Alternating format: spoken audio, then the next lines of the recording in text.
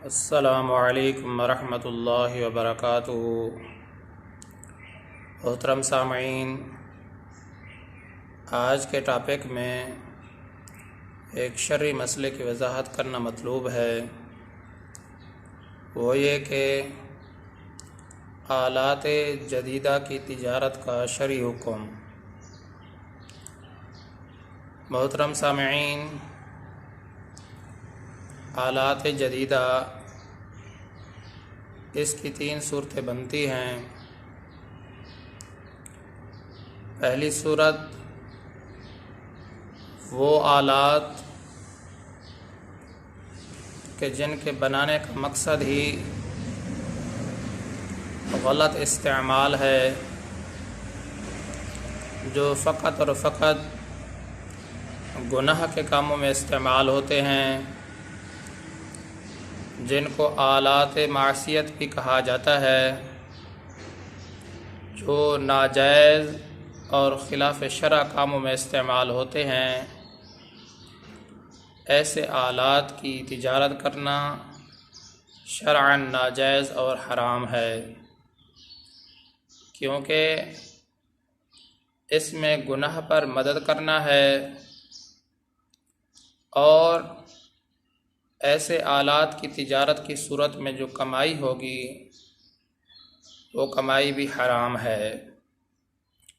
پہلی صورت یہ ہے کہ وہ آلات جو آلات معصیت کہلاتے ہیں، ناجائز اور خلاف شرع کاموں میں استعمال کیے جاتے ہیں، ایسے آلات کی بیع تجارت کرنا شرعاً ناجائز ہے اور کمائی بھی حرام ہے، جن کو آلات معصیت بھی کہا جاتا ہے۔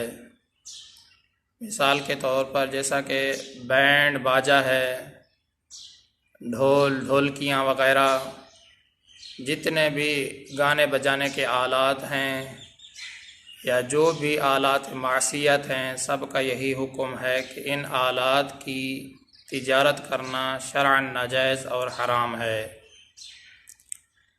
اور آلات کی جو دوسری صورت ہے وہ یہ کہ ایسے آلات جن کا استعمال جائز کاموں میں بھی ہوتا ہے اور ناجائز کاموں میں بھی ہوتا ہے، کہ جائز کام میں بھی وہ استعمال کیے جاتے ہیں، ناجائز کام میں بھی ان کو استعمال کیا جاتا ہے، ایسے آلات کی بیع تجارت کرنا شرعاً جائز ہے۔ لیکن اگر کسی شخص کے بارے میں یہ یقین یا غالب گمان ہو کہ یہ شخص ان آلات کو گناہ کے کاموں میں استعمال کرے گا، غلط استعمال کرے گا، تو ایسے شخص کے ہاتھوں ان آلات کی بیع جائز نہیں ہے۔ عام طور پر اس کی بیع جائز ہے۔ کہ دوسری قسم کیا ہے کہ جو آلات جائز کاموں میں بھی استعمال ہوتے ہیں، ناجائز کاموں میں بھی استعمال ہوتے ہیں، ایسے آلات کی تجارت کرنا شرعاً جائز ہے۔ البتہ جس شخص کے بارے میں یقین یا غالب گمان ہو کہ یہ غلط کاموں میں استعمال کرے گا، ایسے شخص کے ہاتھوں ان آلات کو بیچنا جائز نہیں ہے۔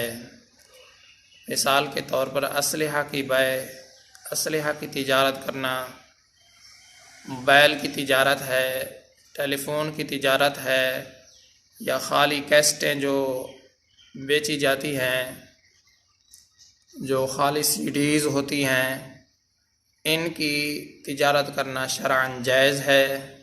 لیکن جس شخص کے بارے میں یہ علم ہو جائے کہ یہ غلط ہی استعمال کرے گا، تو ایسے شخص کے ہاتھوں بیع شراء کرنا ان آلات کی شرعاً ناجائز ہے۔ آلات کی جو تیسری صورت ہے وہ یہ کہ وہ آلات جن کا استعمال جائز کاموں میں بھی ہوتا ہے، ناجائز کاموں میں بھی ہوتا ہے، لیکن ناجائز خلاف شرع اور حرام کاموں میں اس کا استعمال غالب ہے، تو ایسے آلات کی بیع کرنا بھی شرعاً ناجائز اور حرام ہے۔ عرف کا اعتبار کرتے ہوئے، غالب استعمال کا اعتبار کرتے ہوئے ایسے آلات کی بیع کرنا شرعاً ناجائز ہے، حرام ہے۔ جیسے ٹیلی ویژن ہے، اس کا استعمال جو غالب ہے وہ ناجائز، خلاف شرع اور حرام کاموں میں ہوتا ہے۔ تو آلات کی تیسری قسم یہ ہے کہ جن کا استعمال جائز کاموں میں بھی ہوتا ہے، ناجائز کاموں میں بھی ہوتا ہے، لیکن ناجائز، حرام اور خلاف شرع کاموں میں اس کا استعمال زیادہ ہے، غالب ہے، تو ایسے آلات کی تجارت کرنا شرعاً ناجائز ہے، جیسے ٹیلی ویژن کی تجارت ہے۔ محترم سامعین، اسی ضابطے کی روشنی میں جو چند ضابطے آپ کے سامنے رکھے گئے ہیں، آپ کے سامنے بیان ہوئے ہیں، انہی کو سامنے رکھتے ہوئے جو بھی آلات ہوں گے ان کا حکم بھی ہمیں معلوم ہو جائے گا۔ اگر ایسے آلات ہیں جن کا مقصد ہی خلاف شرع کاموں میں استعمال ہونا ہے تو ان کی تجارت شرعاً ناجائز ہے۔ اگر ایسے آلات ہیں جو جائز مقاصد کے لیے بھی استعمال ہوتے ہیں، ناجائز بھی، تو ان کی تجارت کرنا شرعاً جائز ہے، لیکن ایسے شخص کے ہاتھوں ان کی تجارت کرنا جس کے بارے میں یقین یا غالب گمان ہو کہ یہ غلط کاموں میں استعمال کرے گا، شرعاً جائز نہیں ہے۔ تیسری صورت یہ تھی کہ جائز کاموں میں بھی استعمال ہوتا ہے، ناجائز کاموں میں بھی ان کا استعمال ہوتا ہے، لیکن ناجائز، خلاف شرع اور حرام کاموں میں اس کا استعمال غالب ہے، تو ایسے آلات کی تجارت کرنا شرعاً ناجائز ہے۔